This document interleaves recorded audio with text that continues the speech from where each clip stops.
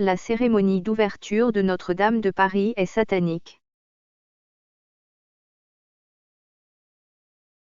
Ludovic Malot, peut-être, alors un premier commentaire avant de revenir sur... Est-ce que vous avez déjà un premier commentaire global sur ce que vous avez vu se dérouler samedi et dimanche de la semaine dernière, avant de refaire peut-être un peu le fil de l'enquête à Oui, notre... alors, merci Nicolas, bonjour à tous. Il y a un scénario ésotérique et initiatique et satanique hein, qui a lieu en ce moment même à Notre-Dame. Donc il y a toute une symbolique que je vais expliquer un petit peu. Effectivement, alors on peut déjà recommencer au départ avec l'incendie de Notre-Dame. Donc il est établi que c'est un attentat. Il y a la société Aubria. Peut-être que la régie peut montrer c'est la photo de ce monsieur qui est en train de pulvériser un gel sur les poutres, la forêt, dans Notre-Dame. Donc c'est la société d'Épinal, hein, la société Aubria, qui a été mandatée pour un champignon virtuel à Notre-Dame. Et il se trouve qu'ils ont prétexté qu'il y avait une mérule ou une attaque soudaine de la forêt, alors que depuis l'an 1200, il ne s'est jamais rien passé dans ces poutres. C'est des poutres qui sont évidemment qui ont plusieurs centaines d'années, qui sont pétrifiées, qui sont très dures, qui sont extrêmement difficiles à brûler. Et donc, on nous a fait croire que c'était un mégot qui avait enflammé Notre-Dame. Donc, c'est une absurdité. On prend vraiment les Français pour des imbéciles, en fait. C'est vraiment abominable le narratif qu'ils ont pu répandre. Et là, j'entends, Nicolas, j'entends de votre part, et effectivement, ça m'a été mentionné hier, que l'attentat de Notre-Dame serait sous secret défense. C'est ça. C'est ça. Ça a été une information qui est passée sur les médias et c'est Chevalet, qui n'est pas n'importe quel journaliste, qui a confirmé à un autre journaliste sur un plateau, je crois de CNews, que, eh bien, dans un premier temps, l'affaire avait été, après avoir été lancée, avait été dans un premier temps clôturée sans qu'aucune réponse n'ait été apportée, et ensuite l'ensemble des informations a été classé secret défense. Donc il n'est plus possible aujourd'hui même de savoir ce qui a été les premiers résultats de l'enquête. Donc on n'est pas prêt d'en avoir le résultat, contrairement à ce que disent un certain nombre de médias. L'enquête n'est plus en cours, ou en tout cas elle n'est plus à la disposition des journalistes et du public. D'accord, donc effectivement, bon, c'est un signe très fort, que c'est la signature du crime en fait. C'est la signature du crime. On a eu le même secret défense pendant la période sanitaire. C'est Donc, ça, exactement. donc c'est un remake, on va dire. C'est un remake. Donc en fait, il y a beaucoup de choses à dire, parce qu'il y a des éléments qui m'arrivent de toutes parts. Tout d'abord, j'aimerais remercier toutes les personnes qui m'aident à faire cette enquête. Des personnes de partout en France qui m'ont envoyé des documents et qui m'apportent des éléments, et aussi un spécialiste en eschatologie qui connaît très bien le dossier. Et donc, juste pour vous dire, Nicolas, que ce dossier a des ramifications planétaires, et c'est lié au retour du Christ, d'accord? Tout ce scénario s'imbrique dans un réseau occulte et lié à la venue du Christ. Donc, juste pour revenir par rapport à Notre-Dame, Oui. donc juste pour vous dire qu'à 17h05, il y a une vidéo qui existe qui montre une personne sur le toit en train d'allumer l'incendie avec des étincelles. Donc cette vidéo a disparu, mais on a pu la récupérer. Donc effectivement, il y a une personne qui a mis le feu à Notre-Dame. Donc c'est une opération intelligente, une opération très sophistiquée, qui a été mise en place par les plus hauts services de l'État et les services de renseignement. Et évidemment, Monsieur Macron est au cœur de tout ça. Ça ne fait absolument aucun doute, d'accord? Il y a des connexions avec de nombreux éléments. Alors déjà, ce qu'il faut savoir, c'est qu'on sait qu'il y a un gel qui a été pulvérisé sur les poutres, un accélérateur de feu. Cet accélérateur de feu est probablement un mélange de thermite et de phosphore. Il y a un militaire qui avait tout de suite indiqué que c'était très probablement du phosphore, puisqu'il y a une comparaison qui a été faite entre l'incendie de Notre-Dame de Chartres en 1836, qui avait pris plus de 4 heures et demie, et puis l'incendie de Notre-Dame qui s'est propagé en à peine 35 minutes de manière foudroyante. Donc, la version officielle, évidemment, ne tient pas debout. Donc, c'est une opération préméditée, c'est un crime prémédité et qui est lié, en fait, à beaucoup de choses, puisqu'en fait, Notre-Dame a été reprise par un culte satanique qui est lié au culte d'Isis dans l'ancienne Égypte. Et donc, on associe ça aussi aux nautes, N-A-U-T-E-S. Peut-être qu'en régie, vous pouvez nous montrer cette barque avec la voile qui est en fait dans les emblèmes de Paris, les nautes.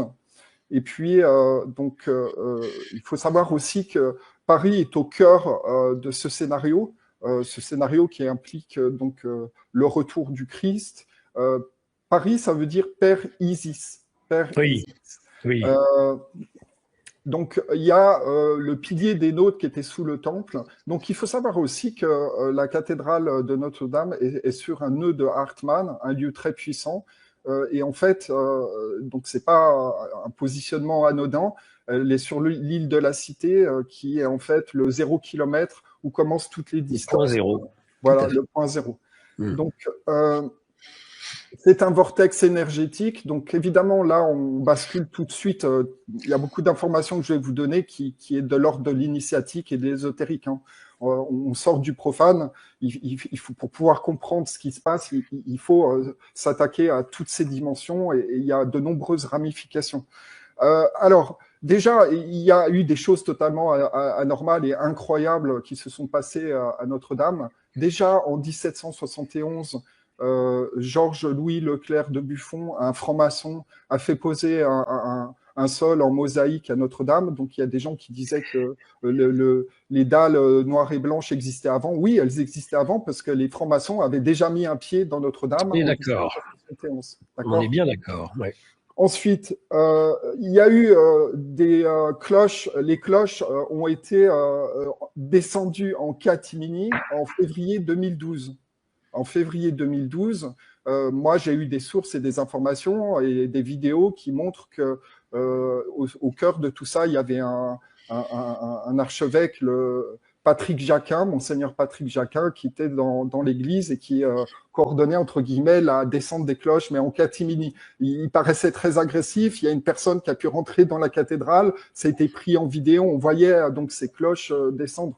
Donc, on peut se poser la question, comment se fait-il que les cloches de Notre-Dame étaient descendues en catimini en février 2012 sans que le ministère de la Culture, je dis bien le ministère de la Culture, ne soit pas au courant de ça. Donc, on voit qu'il y a toute une symbolique avec les sons, puisqu'en fait, il y a 10 cloches, dont le bourdon, qui ont été descendues. Donc, le bourdon a été complètement poli, il y avait des fleurs de lys dessus, donc il a été complètement poli. Donc, on voit bien que ce culte satanique s'est approprié tout le contexte originel de Notre-Dame et toute la symbolique liée aussi aux fréquences des sons pour pouvoir complètement modifier Notre-Dame. Bon, il y a le mobilier qui a été modifié, il y a l'autel, il y a beaucoup de choses. L'autel qui était en pierre avant a été remplacé par un autel en airain bronze, donc il n'est plus en pierre, et qui en fait symbolise la barque d'Isis, cette fameuse barque qu'on a vue tout à l'heure. Donc il y a différents changements qui ont été faits, il y a l'autel, la cathèdre, les sièges associés, l'ambon, le tabernacle et le baptistère.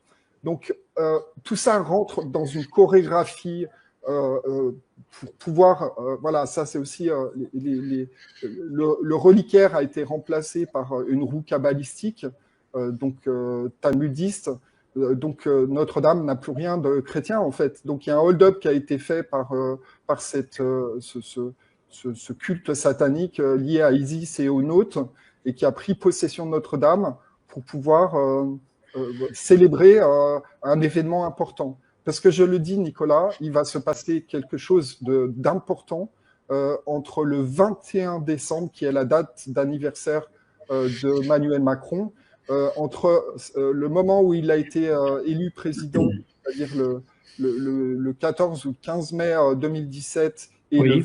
21 décembre 2024, il y a un intervalle de 7 ans, 7 mois et 7 jours. Et 7, c'est le nombre du Christ. Donc on voit que, en fait, on est face à une contrefaçon inversée de toute la symbolique.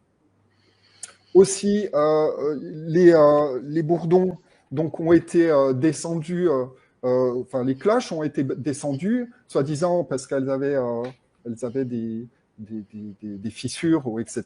Mais en fait, les cloches ont été remplacées. Les cloches ont été remplacées. Alors, il faut savoir, j'avais envoyé un document par rapport aux cloches, que les cloches ont un nom. Et Oui. le bourdon s'appelle Emmanuel. D'accord? C'est pas le fait du hasard. Il y a un bourdon qui s'appelle Emmanuel. Sachant que vous vous souvenez qu'ils ont tout fait pour sortir ce qui avait trait à Viollet-le-Duc. Viollet-le-Duc, il y avait les vitraux, il y avait aussi le reliquaire. Mais il faut savoir que vous connaissez le prénom de Viollet-le-Duc? Personne n'en parle. Ah, dites-nous, je sens qu'on va avoir une surprise. Emmanuel. Et voilà, je ne voulais pas, j'osais pas le dire, mais je me doutais que ça devait être. Voilà. Oui, celui que Dieu aime. Celui que Dieu aime. Voilà. Mais de quel Dieu s'agit-il? Alors justement, eh ben, ils ont sorti toute la symbolique qui était liée à Emmanuel, et puis le nom Emmanuel a aussi un lien avec le Christ, et ils ont sorti tout ce qui avait trait à Viollet-le-Duc. Vous comprenez? En fait, ils ont remplacé la symbolique sacrée initiale par une symbolique, une contrefaçon inversée. C'est sûr. Sachant que l'anagramme de Macron, c'est Norcam. D'accord? Norcam, c'est qui? C'est le dieu du néant. Alors, il y a d'autres choses qui se sont passées à Notre-Dame, tout à fait surprenantes et incroyables. C'est-à-dire que il y a évidemment un lien avec les 16 apôtres qui ont été décapités. Ils ont été décapités, en fait. Soi-disant qu'il fallait les restaurer, etc. Donc, il y a une société qui est en charge de ça, qui s'appelle Socra. Et donc, il y a eu un article sur France 3 qui laissait entendre, écoutez bien ce que je dis, qui laissait entendre que chaque apôtre devait être restauré, que ça coûterait entre 100 et 120 millions par apôtre. Vous imaginez? Donc, il y a quelque chose qui tourne pas rond. Hein. Alors, il faut savoir aussi, je reviens sur Viollet-le-Duc, qu'il a été condamné à mort par la ville de Paris en 1871. Il devait faire la Tour Eiffel. Et donc, manifestement, il y a une cabale qui était contre Viollet-le-Duc pour lui empêcher de faire le travail lié avec le sacré sur lequel il était mandaté en fait par des forces supérieures. Fidèles catholiques. Attention. Vos églises et cathédrales sont sales, souillées, purement sataniques.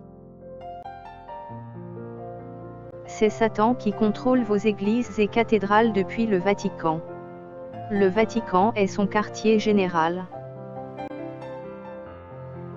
Satan contrôle aussi votre pape, tous vos prêtres et compagnie.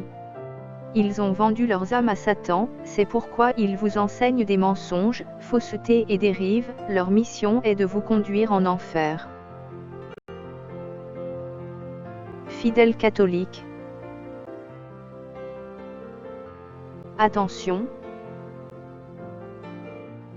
Au sein de vos églises et cathédrales sataniques, vous êtes sur le chemin de la perdition éternelle.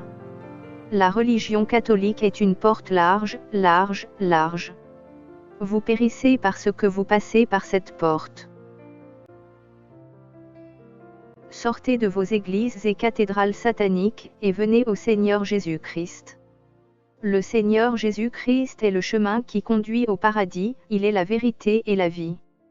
Votre pape est le chemin qui conduit à la mort éternelle. Que les catholiques qui ont des oreilles pour entendre entendent. Que celui qui a des oreilles pour entendre, entende. Le Seigneur Jésus-Christ revient très bientôt. À bientôt, dans une prochaine vidéo.